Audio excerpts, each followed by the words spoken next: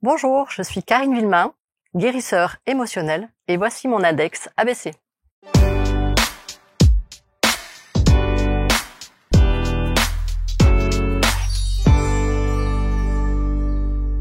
Merci d'accueillir donc Karine Villemain sur ses canapés dans son index pour remonter à la source. C'est le but, guérisseur émotionnel et pas guérisseuse parce qu'elle n'aime pas féminiser les noms. Bonjour Karine. Bonjour Marc. Merci d'être là. C'est vrai, vous n'aimez pas Disons que oui, j'aime bien guérisseur. Guérisseur, ouais. Guérisseur émotionnel. C'est plus générique, on va dire. On va parler de neuro-kinésiologie, de votre médiumnité aussi, de votre parcours de vie, etc., etc. Et vous avez une très belle phrase qui dit « Quand nos émotions et nos blessures impactent notre quotidien ». C'est le lot de tous. Oui, effectivement. Parce que quand on est dans notre quotidien, souvent, ce qui se rejoue, c'est une émotion. Les principales, les primaires, c'est plutôt l'émotion de colère, de tristesse, de peur, qui s'active et effectivement, elles prennent place au fur et à mesure dans notre quotidien et puis finalement après elles s'imprègnent et puis elles ont une empreinte et on n'arrive plus vraiment à s'en détacher. On a l'impression qu'elles reviennent de plus en plus fréquemment et c'est là que finalement on se dit il y a peut-être quelque chose qui va pas. Il y a un schéma qui se reproduit. C'est quoi cette colère? Qui était en colère chez moi? Comment ça fait que je suis en colère? Contre qui? Voilà, on a un peu cette quête de sens aussi, de se dire mais qu'est-ce qui s'active? Mais c'est déjà un premier pas que de se poser ces questions-là. Parce qu'il y a des tas de gens qui subissent ces émotions-là et qui ne se posent pas la question de savoir d'où ça vient et pourquoi et comment je me sens, etc. C'est vrai. Pour moi, ça fait partie des éléments de mon éducation. Je me suis toujours interrogée un petit peu sur comment je me sens. Est-ce que c'est agréable? Est-ce que c'est désagréable? Et effectivement, j'ai cette sensation de me dire, non, la vie est belle, je suis née sous une bonne étoile. C'était un peu ma quête, effectivement. Et puis quand finalement après on s'aperçoit qu'il y a des choses qui vous énervent, qui vous agacent, ou des gens qui vous agacent. Et en fait après avec la neurokinésiologie on comprend que finalement non. On enclenche un programme d'agacement, d'énervement, de colère et effectivement faut aller rechercher finalement les origines pour remonter à la source de ce qui s'est encodé, engrammé, c'est les termes qu'on utilise en neurokinésiologie. Donc en fait c'est qu'est-ce que j'ai gardé émotionnellement, comme stress émotionnel, donc de mon histoire. Parce qu'effectivement, de façon consciente, on va avoir un souvenir, en se disant « Ah oui, je me souviens, j'ai mis en colère contre mon père à tel âge, etc. » Donc là, on va dire que c'est assez simple. On va se dire « Bon, je remonte à une origine. » Mais c'est peut-être pas l'origine la première, en tous les cas. C'est un souvenir conscient. Si on n'en a pas conscience, effectivement, on vit notre vie de façon traditionnelle sans jamais se poser de questions, mais après, cette colère, elle va finir par montrer d'autres signes. Ça va être un comportement inapproprié. Effectivement, cette colère, elle va se démontrer dans la façon de parler aux gens. On va être un peu plus tendu, plus agressif, puis on comprend pas parce que la personne, elle nous renvoie la même chose finalement en miroir. Donc, après, soit on continue notre chemin dans ce mode de comportement que je qualifie de inapproprié, ou au contraire, on commence à se poser des questions en disant mais il y a quand même un truc qui ne va pas. C'est quoi qui va pas chez moi? Parce qu'effectivement, on a tendance à projeter sur l'autre en disant mais c'est lui, comme il conduit aussi, il m'énerve, etc. Et finalement, peut-être pas. En fait, c'est peut-être mon comportement qui fait que ça interagit avec mon homologue, donc ce que j'appelle l'autre avec un grand A majuscule. Les amis, quelques secondes pour interrompre ce programme, juste pour vous donner une information importante. Vous connaissez sans doute la chaîne YouTube ABC Talk TV pour découvrir des thérapeutes, des accompagnants de vie, des coachs, des experts. Ils sont tous inspirants. Ils partagent leur parcours évidemment et leurs connaissances. Et vous pouvez les retrouver également sur la plateforme dédiée que nous avons montée qui s'appelle l'index ABC. C'est une sorte d'annuaire, gros annuaire pour sélectionner l'ensemble de ceux qui peuvent composer ces références. Et je parle de médiums, de kinésiologues, d'énergéticiens, d'hypnothérapeutes, des psychologues et bien d'autres. Vraiment, on a fait un panel très éclectique et j'ai vraiment souhaité vous aider à trouver celui ou celle qui pourrait correspondre à votre besoin du moment. Alors pour ça, je les ai tous interviewés, ils sont tous venus s'installer sur ce plateau et vous allez pouvoir donc les écouter, reconnaître leur parcours de vie inspirant, je le disais, sur une plateforme désormais, indexabc.fr. On va voir aussi dans votre parcours de vie ce qui vous mène à être aujourd'hui dans cet univers de la neurokinésiologie et de cette médiumnité sensitive dont vous parlez et puis de cette dimension énergétique. Mais il y a une phrase que je trouve très très belle dans la préparation de l'émission. Vous dites Je ne suis pas le résultat de mon histoire, je suis le résultat de ce que j'ai gardé de mon histoire. Oui. Donc, ce que vous avez engrammé, comme on dit. C'est ça, exactement. Et ça, on n'en a pas forcément toujours conscience. Et c'est déculpabilisant de se dire ça, quelque part. Je trouve que non, mais c'est rassurant en même temps, de se dire, après tout, bon, ça veut pas dire qu'il faut rien faire. Non. Ça veut simplement dire que on n'est pas nécessairement obligé d'être impacté comme ça, en se disant, attention, il y a des choses qui ne m'appartiennent pas. Oui. Je récupère des choses de mes aïeux ou de mes Par exemple, voilà, effectivement, ne serait-ce qu'en prendre conscience, c'est aussi se responsabiliser. C'est en disant effectivement, ok, j'ai hérité d'un héritage de casseroles, de valises, de fardeaux de karmiques ou de grands-parents ou de nos parents, mais prendre la responsabilité de dire, ok, j'ai pris conscience de ça, maintenant qu'est-ce que j'en fais? Comment je fais pour m'en libérer, pour réparer, pour quelque part s'en séparer aussi. C'est que à un moment donné, on devient aussi responsable dans notre façon de faire, dans notre façon d'agir.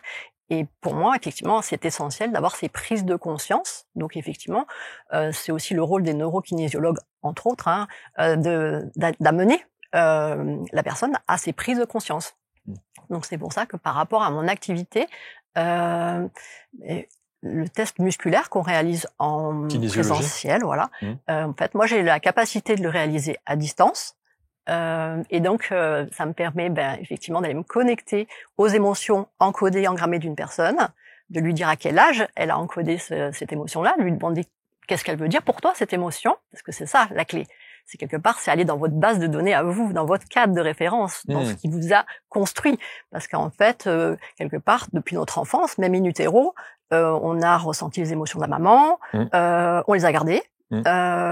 Plus tout ce qui nous a été transmis, en blessures héritées et karmiques. Et puis, au final, on se retrouve après à la naissance, mémoire de naissance, qui laisse une empreinte indélébile pour le bébé, etc. Et puis après, il y a l'interaction avec le bouillon environnemental, familial. Et là, effectivement, c'est du non-choix. C'est-à-dire qu'on arrive dans une famille et on fait avec, ou sans. Mais en tous les cas, on fait. Et en fait, on s'adapte. C'est ce que l'humain sait faire le mieux, c'est s'adapter. Quel que soit le cas de figure, l'humain s'adapte très bien. Posture adaptative. Et puis après, c'est à l'école, où toutes les premières fois, en fait, c'est là où l'encodage est très puissant. Et souvent inconscient, puisqu'entre 0 et 6 ans, il y a l'amnésie infantile qui fait que, ok, on se rappelle plus. Et malgré tout, il y a des choses très puissantes qui marquent le corps au fer rouge. Et on le sait, le corps retient. L'inconscient aussi. Et la clé aussi, c'est de pouvoir aller dire, voilà, il y a cette émotion-là qui s'est jouée. Donc ça veut dire un stress émotionnel très fort que tu as ressenti à cet âge-là. Ça a peut-être pas de signification, puisqu'effectivement à 4 ans, ou alors c'est des propos rapportés de papa-maman, etc. Mais sinon, déjà d'en prendre conscience, c'est de se dire, ah oui, à 4 ans il s'est passé ça, à 14 il y a cette émotion-là qui ressort, etc.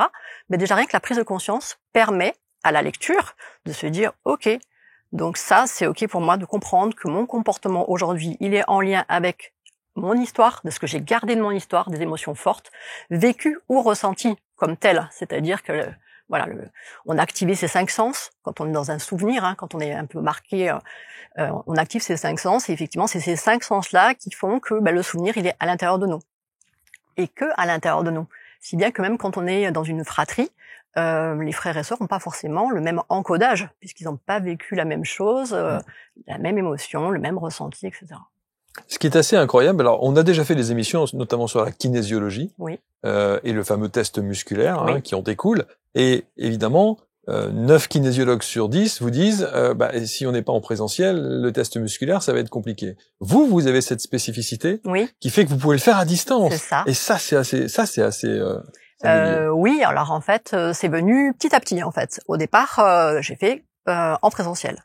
Et puis, il y a des choses qui me parlaient pas suffisamment. Je me suis dit, non, je fais aussi les énergies, j'avais commencé par le Reiki, etc. Donc, je me suis dit, mais pourquoi pas tenter à distance? Donc, c'est là, on teste, on ouvre le champ des possibles. Et effectivement, je me suis dit, plutôt que d'appeler le test musculaire, puisque là, effectivement, je vais pas aller appuyer sur le stress émotionnel et sur la chute musculaire. Et donc, je me suis dit, non, voilà, on va chercher le stress émotionnel encodé. Et effectivement, on le fait à distance. J'utilise les mêmes outils. J'utilise la roue des émotions, le baromètre du comportement. J'en ai plusieurs parce qu'effectivement, pour moi, à la source, aux origines d'un comportement inapproprié, d'un symptôme ou d'une douleur, c'est multifactoriel. Émotionnel, mais multifactoriel. Donc, ça veut dire plus les blessures, évidemment. Effectivement, ça me permet de réaliser un diagnostic émotionnel sur une problématique, sur une difficulté, sur un comportement complet, écrit, ce qui permet déjà, en 100% sur mesure et personnalisé, de vous dire, ah oui, effectivement, mon histoire, c'est ça. Ce que j'ai gardé mon histoire, c'est ça. Et quand la personne me dit, là, à 16 ans, ça me dit rien du tout, il y a aussi un système très puissant du cerveau et de l'inconscient. Quand c'est pas hyper sympa, hyper fun, on a tendance, le cerveau il fait bien le job, il va l'enfouir. Donc après, il peut y avoir aussi du sabotage. Et ça, on n'en a pas forcément conscience. En fait, sabotage, ça va être peut-être un conflit, je ne sais pas quel chemin prendre. Et ça s'est construit suite à une situation donnée. Et on se retrouve toujours en questionnement. Je fais plutôt ça, j'hésite. Il y a beaucoup de personnes qui sont dans ce schéma-là. Et puis, il y a également les personnes dans le sabotage qui sont en inversion. Donc, une inversion, c'est finalement, j'agis à contre-courant. C'est-à-dire que j'ai un programme maître, mon programme de survie, c'est celui qu'on met en place quand on vient au monde, avec l'éducation que l'on a et avec le respect de nos besoins, de nos valeurs, etc., en grandissant. Et à un moment donné, il y a une scène, un souvenir, un événement qui fait que, les émotions se sont encodées de manière à ce que je fasse une inversion. Donc ça veut dire que j'agis contre mon programme maître. Donc j'ai toujours la sensation de nager à contre-courant. Donc avec une sensation d'épuisement. Parce que finalement on comprend jamais en disant mais je comprends pas pourquoi j'arrive pas. Voilà. Dans la présentation tout à l'heure, on parlait effectivement de la neurokinésiologie, mais on a dit aussi médium et énergéticienne. Est-ce que justement ce test musculaire de la kinésiologie, ça n'est pas ni plus ni moins qu'une canalisation que vous faites, voire même une recherche dans les annales akashiques, de la médiumnité, enfin tout ça me semble assez lié. Oui, tout à fait. C'est complètement lié puisque j'ai pas la même porte d'entrée que les annales akashiques, mais effectivement, moi, mon canal d'entrée, c'est les émotions. Donc en lien forcément avec la neurokinésiologie puisqu'on va chercher l'émotion bloquée. Ouais. Et puis moi j'y ai rajouté les blessures émotionnelles parce que je trouvais que ça faisait sens. La blessure d'abandon, comprendre que finalement qu'est-ce qui s'est joué quand j'étais en enfance, de me dire finalement la mère elle a peut-être pas su, elle a pas pu, elle a pas appris à jouer son rôle rassurant maternant. Donc c'est pas du jugement, mais c'est simplement de se dire ok j'ai ça, donc maintenant charge à moi de libérer ça. Donc, ou avec la neurokinésio, mais après, il y a plein de méthodes pour libérer. Plein d'outils, bien sûr. Voilà. Bien sûr. Chacun ses outils. Certains vont préférer, effectivement, le libérer avec de la méditation, du yoga, du sport. Je pense que tout est puissant, tout est pertinent, mais pour ma part, je pense que souvent, on a le trousseau de clés, mais on ne sait pas toujours dans quelle serrure faut mettre la clé. Ouais. Donc, la neurokinésiologie, en tous les cas que je pratique, permet effectivement d'aller mettre du sens dans des mots, avec un âge, avec des situations vécues, ressenties, et finalement trouver déjà ces clés d'auto-guérison pour son corps et son inconscient. Ça, c'est intéressant. Concrètement, dans la séance qu'on va pratiquer avec vous, et donc à distance, oui. Comment ça se passe? C'est une discussion? Il y a presque une séance d'hypnose? Il y a peut-être une séance, un travail d'introspection? Comment est-ce que ça se pratique? Je suis face à vous en visio, comment on procède? Alors justement, non. C'est là où, quelque part, ça devient intéressant, puisqu'il y a beaucoup de personnes qui sont contrôlantes. Bien sûr. Nous le sommes tous, à un moment donné dans notre vie. Pourquoi? Parce que, quelque part, on a appris à l'être. On nous a appris, à contrôler. On nous a appris les contrôles de maths. Et puis, il fallait contrôler nos émotions. Je parle pour ma génération. Aujourd'hui, on est plus dans l'accueil, dans la gestion des émotions, etc. Mais effectivement, nous, on était plus dans le contrôle. Donc, pour faire un petit peu voler en éclats ce contrôle. Après le diagnostic que je réalise, donc après c'est un échange téléphonique. C'est ça la discussion. Ou ça peut être aussi en texto. Moi j'ai des clients qui m'envoient des textos en me disant voilà, moi mon problème c'est ça aujourd'hui. Qu'est-ce que vous pouvez faire? Voilà, c'est quoi mon diagnostic? Donc concrètement c'est ça. J'envoie le diagnostic écrit. J'ai capacité médiumnique, j'ai le nom de mon grand-père, donc d'origine vietnamienne. Et mon arrière-grand-mère qui est du Vietnam, qui vit à Hanoï, avait ce don de guérisseur. Okay. Donc effectivement, elle a transmis à un de ses fils, qui finalement me l'a transmis et qui s'est réveillé en fait sans que je le comprenne. Ça s'est fait avec le temps. Moi à l'époque, je disais toujours, moi je suis mon instinct, cartésienne, etc. Et aujourd'hui, non. Vous m'appelez, on échange, vous me dites voilà, mon problème c'est ça, j'ai du stress, j'ai de la colère, ça se traduit même la nuit, j'ai du bruxisme, je me réveille la nuit, j'en ai certains qui ont des terreurs nocturnes, bon, et puis ils vivent avec. C'est ça le pire, c'est que quelque part, quand ils le racontent, ils disent oui, mais ça va, je gère. Oui, on a appris à gérer en fait, on a appris à porter notre masque, etc. La question, c'est comment tu te sens quand tu es tout seul chez toi face à ta glace. C'est ça qui est important, parce qu'après, c'est le masque social, tout le monde le met. Bonjour, ça va? Oui, ça va. Bon, ok, ça on l'a tous. Mais concrètement, voilà, quand tu es seul face à toi-même, comment tu te sens? Et à partir du diagnostic, déjà à la lecture, il se passe des choses. À l'échange téléphonique, 15 minutes, déjà il se passe des choses. Wow. Il y a des connexions qui se font, forcément. Alors certains mettront des mots comme c'est des énergies, c'est la captation, je me connecte à votre inconscient, etc. Mais il se passe des choses. C'est les mots déjà, les mots MOTS, l'intonation. Déjà, ce sont des clés de guérison. Ça va déjà capter les mots MAUX. Il y a une énergie qui en ressort. Et puis, comme j'ai la médiumnité, effectivement, tout naturellement, je vais aller poser des questions qui dérangent un petit peu, puisque un mot est un mot. Et quand la personne parle, elle vous expose un champ lexical, donc elle parle d'elle. Mais on sait aussi, avec toutes les techniques que l'on apprend en neurosciences, etc., que la bouche ment. Et ce qui est intéressant, c'est effectivement quand on a la capacité d'aller connecter à l'inconscient, c'est surtout s'intéresser à ce que la personne ne dit pas, au final. Donc concrètement, la personne reçoit son diagnostic. Bon, déjà, il faut qu'elle l'infuse. Voilà, faut qu'elle le digère, faut qu'elle voit comment ça résonne. Elle peut parfois interroger ses parents, parce que des fois, on comprend pas en disant, mais j'ai une blessure de rejet, vous m'avez dit que vous m'aviez désiré, j'ai une blessure de rejet, c'est quoi le truc, quoi? Bien sûr. Donc là, c'est du vécu. J'ai vu une cliente qui m'a dit ça en disant, j'ai demandé à ma sœur, qui a 10 ans de plus que moi. Et effectivement, elle lui a dit, oui, c'est vrai que ils t'ont désiré, mais la première intention était d'avorter. Et donc ça c'est engrammé. Et oui, maman avait fait le choix et papa t'emmener en Angleterre pour avorter. Donc parce qu'à l'époque, dans les années 70, c'était l'Angleterre. Donc effectivement, après il y a eu un changement d'avis, mais c'était encodé. Et là, une fois que c'est encodé, ça reste. Et donc après, on comprend pas ce qui se rejoue parce qu'on a un mal-être et on ne se l'explique pas. Donc on va faire des fois des psychanalyses, etc. en disant mais je comprends pas, j'ai un mal-être, pourtant j'ai tout pour être heureux, j'ai tout. Oui, j'ai une situation, etc. Et il y a ce mal-être qui perdure.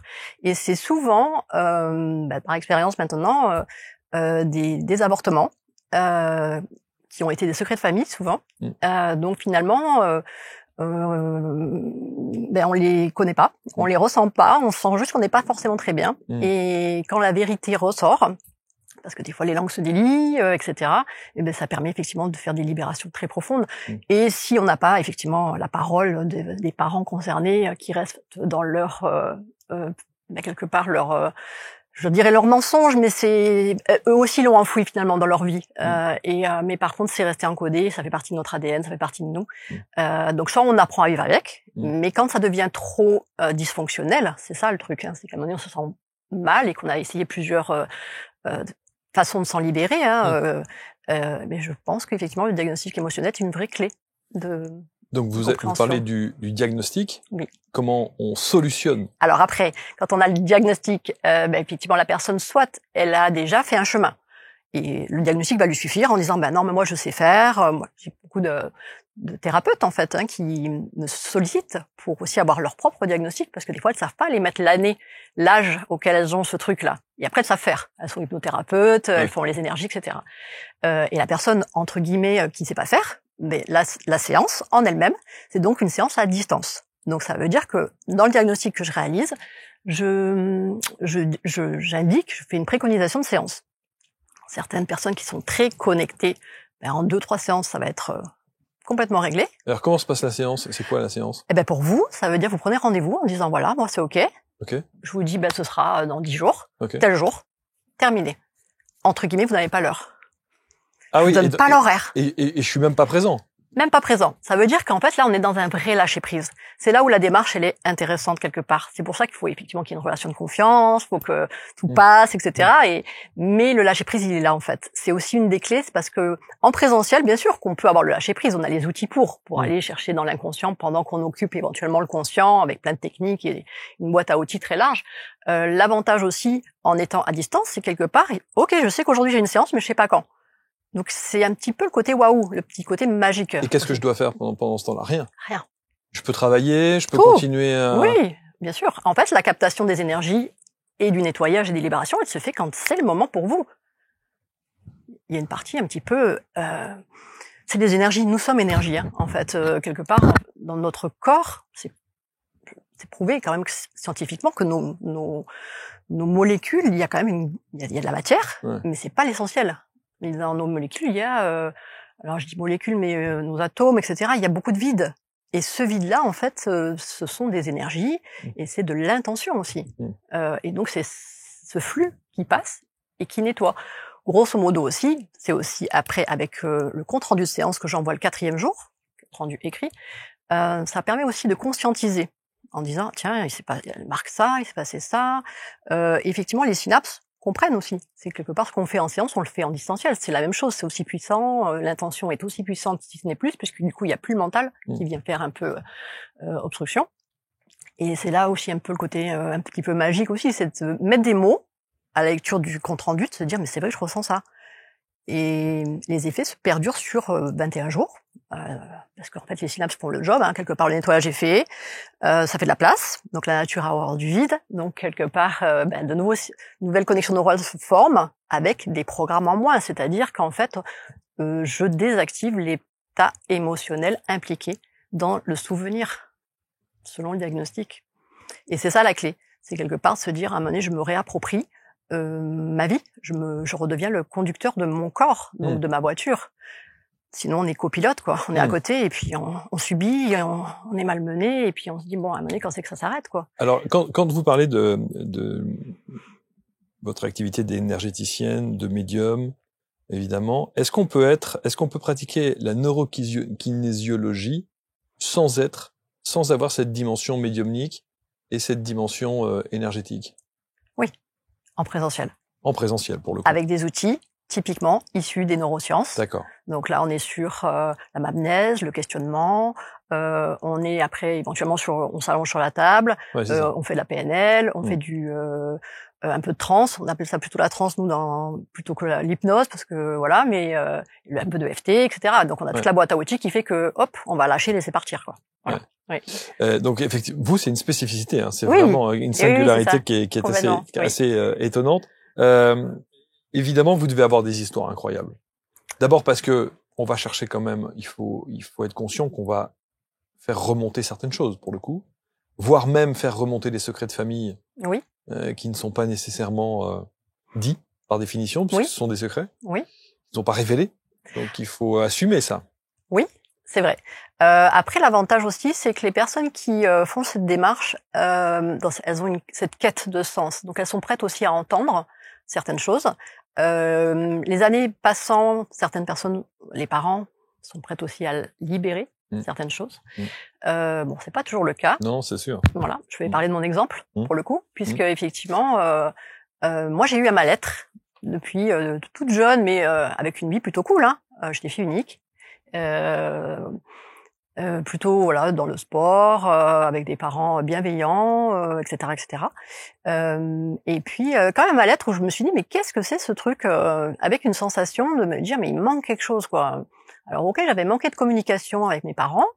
Mes parents étaient très orientés travail, c'était vraiment la clé de la maison, c'était le travail. Donc ça m'a donné cette valeur de travail, de professionnalisme, d'implication effectivement. Et puis dans mes recherches, je me disais mais il y a quand même des choses et je regardais sur comme tout le monde un peu sur Google mes symptômes, toujours besoin de contact, etc. Collé, etc. Voilà donc et puis j'ai dit oui tactile, très tactile, un peu fusionnel. Je me suis dit et je sentais bien que c'est pas un comportement complètement normal. J'observe les autres aussi, on se dit tiens c'est bizarre. Et donc j'ai tendu des perches à ma mère en lui disant tiens j'ai pas eu un frère jumeau, il s'est pas passé un truc, voilà j'avais un peu ces symptômes là de syndrome du jumeau perdu, vous voyez. Donc non, pas du tout. Bon, donc je suis pas allée plus loin, je suis restée avec ça, etc. Et puis finalement, en fait, au décès de mon père, c'est là que les secrets sont sortis. Wow. Oui, comme vous dites. Par l'intermédiaire de Par l'intermédiaire, donc mon père décède. Effectivement, il avait mis quelque part tout sous cloche, donc pas de communication, etc.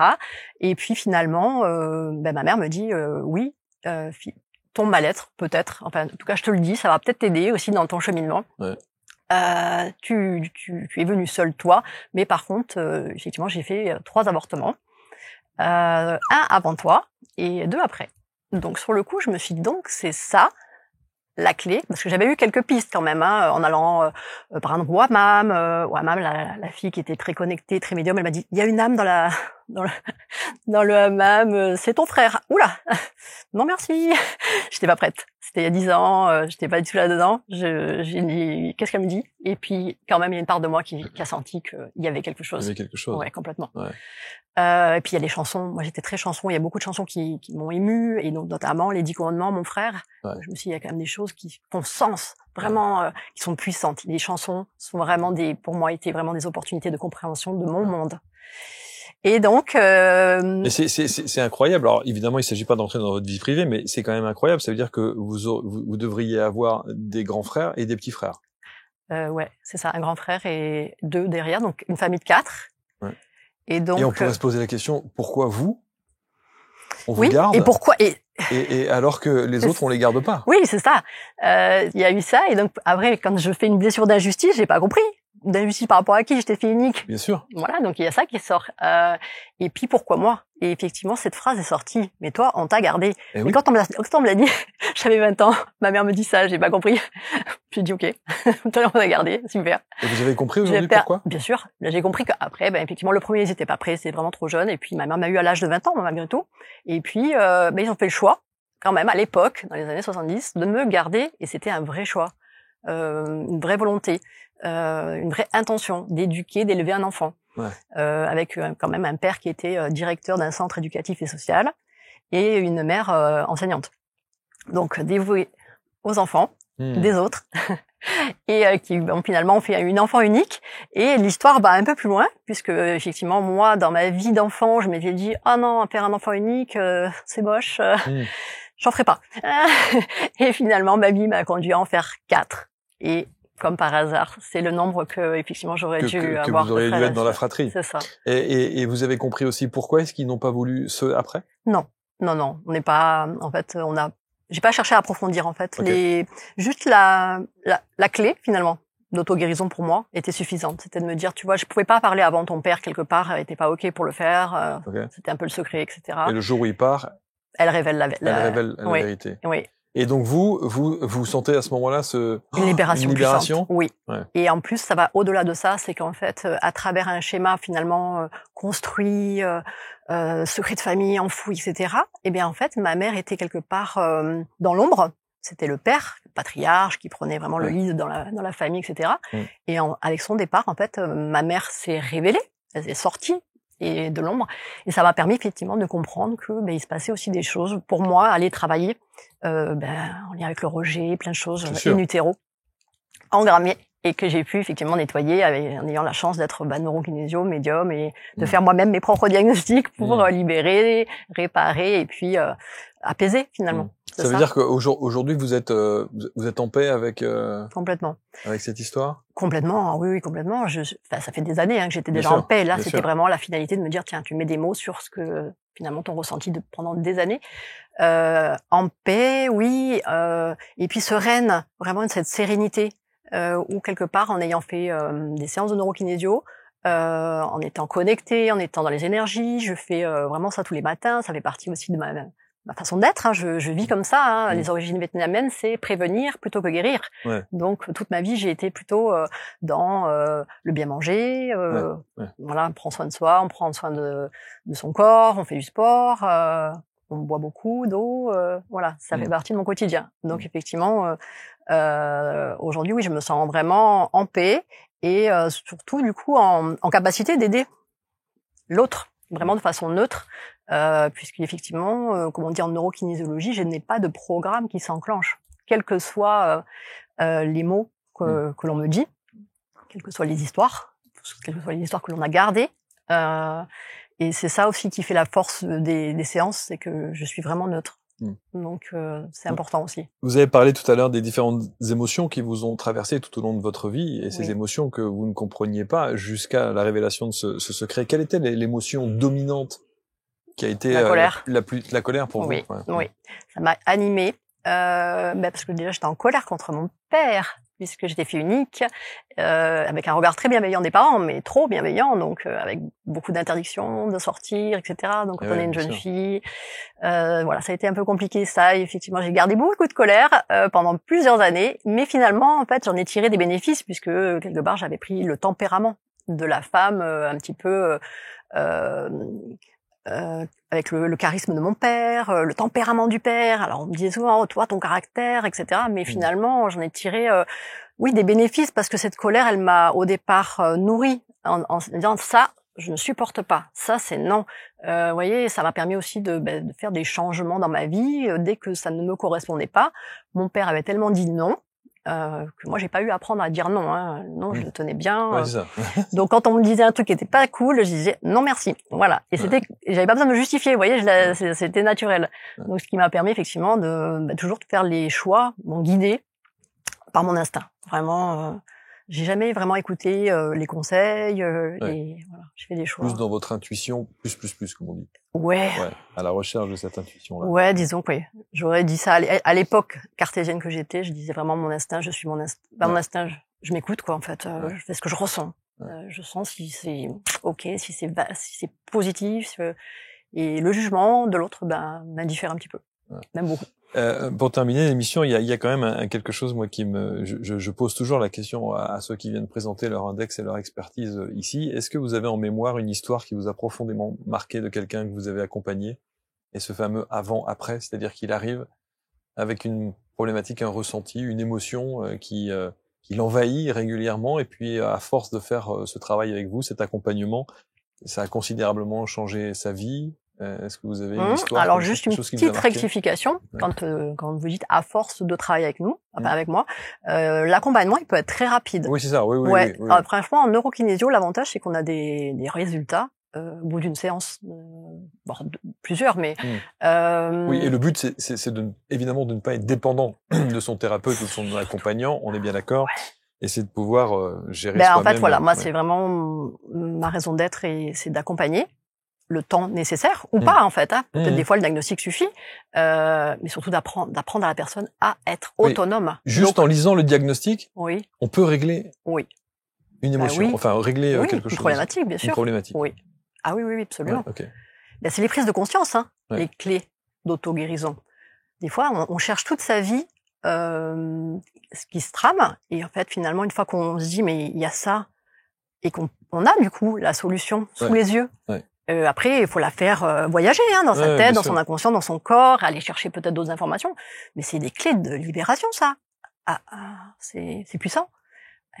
Donc, en exemple, monsieur qui est régulièrement stressé, ça, à la limite, c'est la palissade, on l'est tous, mais dans son stress, beaucoup de terreur nocturne. Donc pour un jeune homme de 28 ans, je trouvais ça quand même curieux, parce qu'en général, j'ai l'impression que c'était plutôt plus jeune.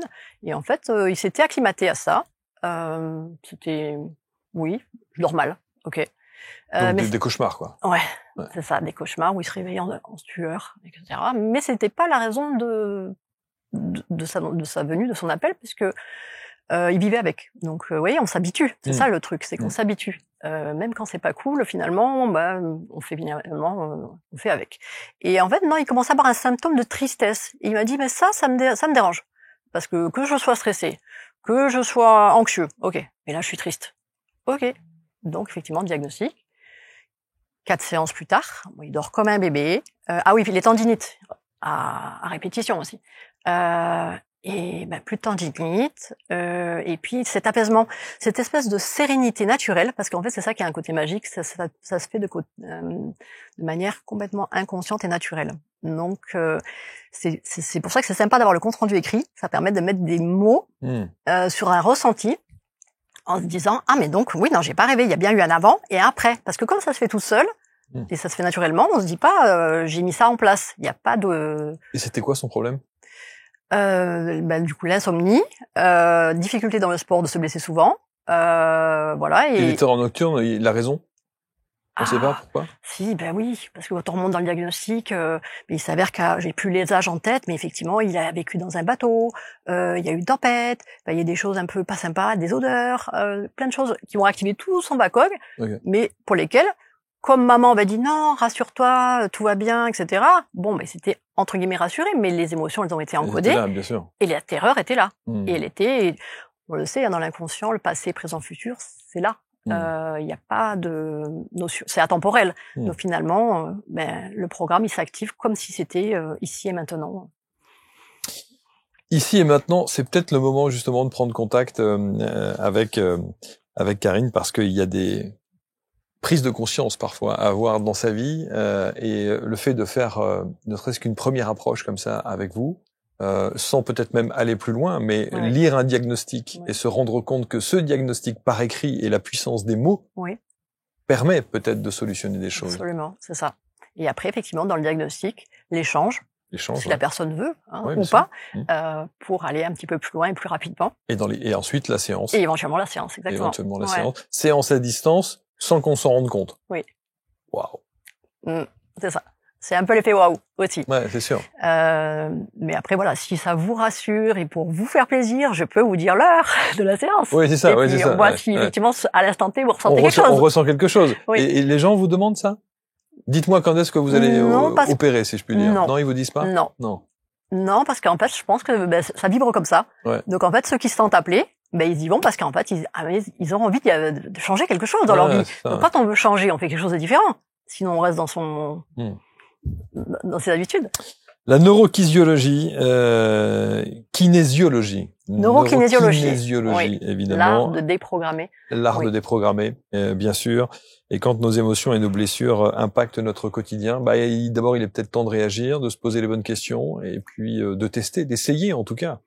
Oui, parce qu'en fait, on est tous concernés par les émotions. Donc à un moment donné, soit on l'est de façon consciente en disant oui, je suis consciente que je porte de la tristesse, je porte de la colère, j'active de la colère, soit on est c'est de manière inconsciente et on sent qu'on a quelques symptômes pas sympas ou quelques comportements inappropriés. Et là, effectivement, c'est le moment. La colère, ça y est, maintenant vous la gérez pour le coup. Écoutez, oui, je suis pas sûre d'en avoir encore, ou alors elle est saine. Wow. Franchement, il n'y a pas grand-chose qui me met en colère, vraiment. Je cherche, parce que vous me posez la question, du coup.